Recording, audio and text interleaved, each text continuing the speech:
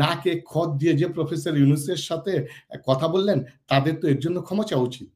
এবং এক্ষেত্রে তাদের কূটনীতি চরমভাবে ব্যর্থ হয়েছে, কমপ্লিটলি ফেল করেছে ভারতীয় কূটনীতি, ভারতের রাজনীতি, কূটনীতি, এবং এই যে বিনা সিকরি এবং ভারতীয় সেনাপ্রধানের যে অযাচিত বক্তব্য, এর জন্য তাদের একেবারে ওপেন তাদের মাপ চাওয়া উচিত। ঠেলার নাম বাবাজি, বাংলাদেশে বাংলায় একটা কথা বলে। এখন ভারত ঠেলায় চাপের মধ্যে পড়ছে, ঠেলার নাম বাবাজি। এখন আপনি দেখেন পরবর্তীতে কূটনৈতিক কি মার খেয়ে গেল নোবেল জয়ীর কূটনৈতিকের কাছে, যেখানে 4 বার না করার পরেও শেষ পর্যন্ত বৈঠক করতে বাধ্য হয়েছেন নরেন্দ্র মোদী। জনাব বেস্টার ওয়াহিদ, কি বলবেন? আসসালামু আলাইকুম এনাম ভাই, আমার অত্যন্ত প্রিয় প্রাজ্ঞ আলোচক জগলুল হায়দার ভাই, অত্যন্ত ভালো বলেন। আর আপু শারমিন আপুর সাথে প্রথম দেখা, প্রথম কথা নিশ্চয়ই ভালো বলবেন আশা করি। আমাদেরকে এই মুহূর্তে যারা দেখছেন, শুনছেন এবং পরবর্তীতে শুনবেন, প্রত্যেকের প্রতি আন্তরিক শুভেচ্ছা। আমি দেখেন আলোচনাটাকে আসলে এভাবে বলতে চাই যে কনক্লুশন যেটা হচ্ছে, আমার কনক্লুশন হবে সেটা হচ্ছে যে ভারত বা মোদী সরকার বাধ্য হয়েছে প্রফেসর ইউনূস সরকারের সাথে কথা বলার জন্য। This is the conclusion.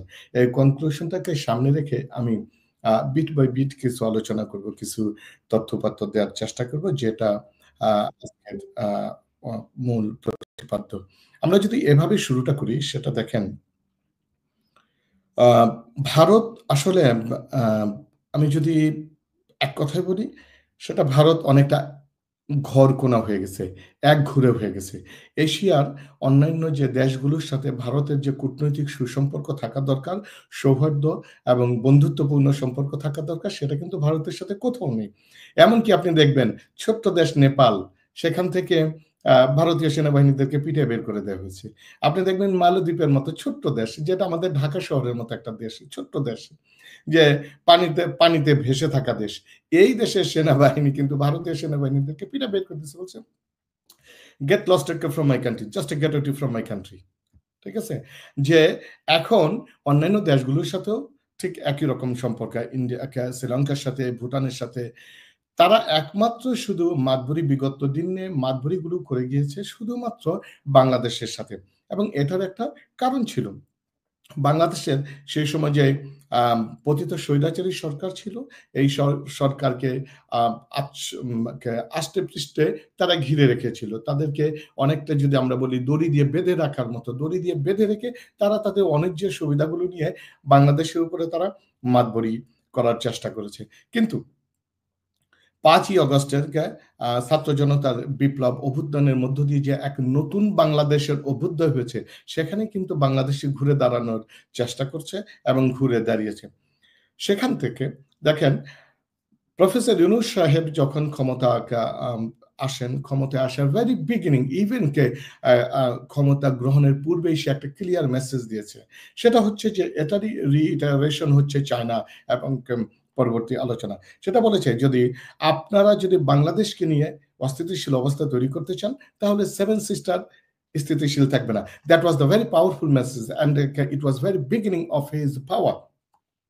এটা ভেরি বিগিনিং এই কথাটা বলে দেওয়া হয়েছে। তারপরে প্রফেসর ইউনূস সাহেবকে কিন্তু বিভিন্ন সময় তাকে নিয়ে, বিশেষ করে লাস্ট 7-8 ইয়ার্স, তাকে অপদস্থ করা, ভারতের মিডিয়াগুলোর ন্যাক্কারজনক মিথ্যা অপপ্রচার একের পর এক, এবং বাংলাদেশকে নিয়ে নেতিবাচক কথা বলেই যাচ্ছে।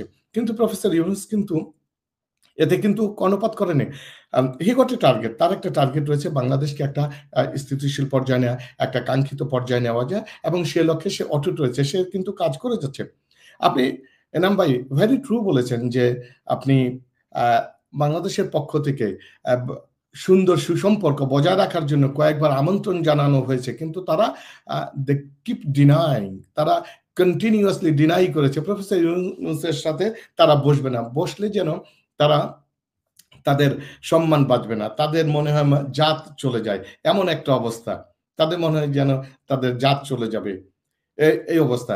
কিন্তু দেখেন ড্রামাটিক্যালি সবকিছু চেঞ্জ হয়ে গেল। বিশেষ করে প্রফেসর ইউনূস সাহেব যখন ওয়াহিদ ভাই, তারা বৈঠকে বসতে চায় না, বিষয়টা এমন এটাও ছিল, এবং তাদের যে সেনা প্রধানের বক্তব্য ছিল নির্বাচিত সরকারের সঙ্গেই কাজ Exactly, করতে আগ্রহী exactly. ভারত, যখন It এই is বিষয়টা কিন্তু it বলেছে। is in my it is I'm coming to this point. It is in my head যে বিনা সিকরি এবং সেনা প্রধানের যে কথা আমি একটা একটা করে ডেভেলপ করতেছি। সেটা দেখেন, চায়না সফরের পর থেকে কিন্তু বিশেষ করে ভারতের পার্লামেন্টে রাহুল গান্ধী থেকে শুরু করে অন্যান্য নেতৃবৃন্দ ব্যাপক সমালোচনা করেছে ইন্ডিয়ার এবং মোদি গভর্নমেন্টের। Modi government was very blind, একেবারে তারা অন্ধ ছিল একটা পার্টিকুলার দলের পার্টিকুলার মানুষের প্রতি। আর এই নীতিটাকে ভারতীয় রাজনীতিবিদ এবং ব্যবসায়ীরা তারা ব্যাপকভাবে সমালোচনা করেছে। আওয়ামী লীগের সাথে মোদির যে পীড়িত, যে অসম পীড়িতের কারণে তাদের ব্যবসায় ব্যাপক ধস নেমেছে। বিশেষ করে এই ধস 5ই অগস্টের পরে এটা দৃশ্যমান হয়েছে। তখন ব্যবসায়ীরা কিন্তু এই অবস্থা থেকে বেরিয়ে আসতে চাচ্ছে। ব্যবসায়ী গোষ্ঠী রাজনীতিবিদ প্রচুর সমালোচনা করছে মোদি গভর্নমেন্টের, কিন্তু এতেও তার কিন্তু মানে স্টিল সে বিহাইন্ড দ্য স্ক্রিনে মেকানিজম একের পর এক করেই যাচ্ছে। তারপরে আপনি দেখেন চায়নার সাথে বাংলাদেশের যে সম্পর্ক এবং বিশেষ করে বাণিজ্যিক যে ডাইভার্সিফিকেশন হচ্ছে, যেটা এখন ভারত মরিয়া হয়ে উঠেছে। অন্যদিকে ঠিক প্যারালালি পাকিস্তানের সাথে একটা সুন্দর সম্পর্ক এবং ব্যবসায়িক সম্পর্ক গড়ে উঠতেছে। আর পাশাপাশি পশ্চিমা বিশ্বের সাথে তো প্রফেসর ইউনূসের যে সম্পর্ক, এটা তো আনপ্যারালাল, আনচ্যালেঞ্জ, এটা মানে এটা এস্টাবলিশড। এখন পশ্চিমা বিশ্ব আজকে বাংলাদেশে ইনভেস্ট করতে আসতে চাচ্ছে। ইলন মাস্কের মতো লোক হয়তোবা 9th of April সে ইনভেস্টমেন্টের যে একটা সামিট হতে যাচ্ছে সেখানে আসবে। ইভেন বিল গেটস আসারও একটা সম্ভাবনা রয়েছে। ইনভেস্ট করতে চাচ্ছে পশ্চিমা বিশ্ব। ইট মিনস যে এখন Bangladesh is a progressive, Bangladesh সামনের দিকে এগিয়ে যাচ্ছে। এই অবস্থায় যদি বাংলাদেশের সাথে যদি ভারত তার নিজের সম্পর্ক উন্নয়ন করতে না পারে, তাহলে কিন্তু তারা প্রতি পদে পদে আরো মানে কি বলে বেহাল অবস্থাতেই পড়বে। তারা এখন তাদের নিজের স্বার্থ রক্ষার জন্য, তাদের নিজেদের অস্তিত্ব রক্ষার জন্য, তাদের নিজেদের বাণিজ্যিক স্বার্থ রক্ষার জন্যই তারা এখন আলোচনায় বসতে অনেকটা বাধ্য। আপনি যেই কথাটা বললেন সেই কথাটা, বিনা সিকরির একটা কথা ছিল। Bina Sikri I think sometimes in February, I think late February, like 25th of February or 27th, Bina Sikri একটা কথা বলেছিল যে তারা বলতেছিল যে election first, then the relationship between India and Bangladesh later. তারা আগে ইলেকশন চেয়েছিল। ঠিক সেম ডে, একই দিনে ভারতের সেনাপ্রধান কথা বলেছিল যে when you talk about the relationship between India and Bangladesh, India will speak with the elected government.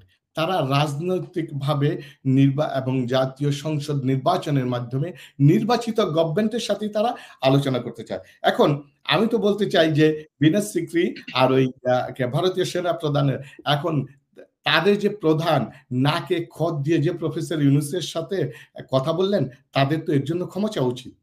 এবং এক্ষেত্রে তাদের কূটনীতি চরমভাবে ব্যর্থ হয়েছে, কমপ্লিটলি ফেল করেছে ভারতীয় কূটনীতি, ভারতের রাজনীতি, কূটনীতি।